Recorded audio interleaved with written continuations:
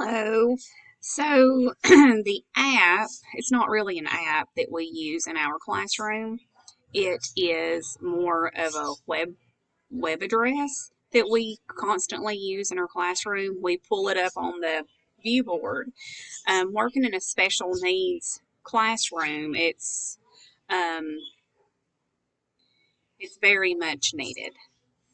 So it's a timer, and if you look up here in the URL, it's um, it's a VizNose classroom timer, and you can go to Yahoo and just put that in, and it will pull it up.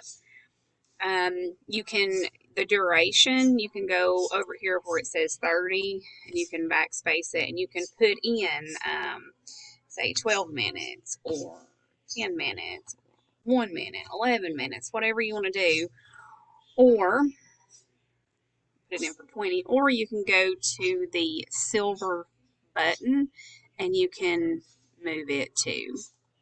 You can, when you hit play, it starts counting down.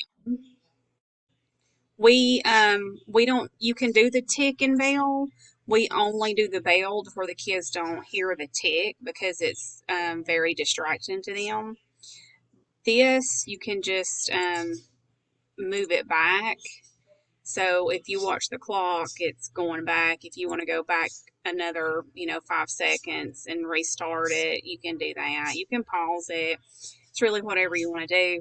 But we use this for everything in our classroom. Being in a self-contained special needs class, all 6 of ours are visual learners. We have visual aids everywhere. And this timer is our saving grace.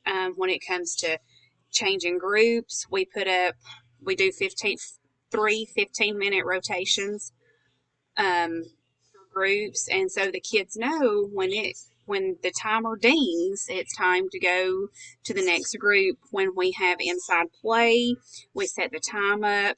They know that it's time to clean up.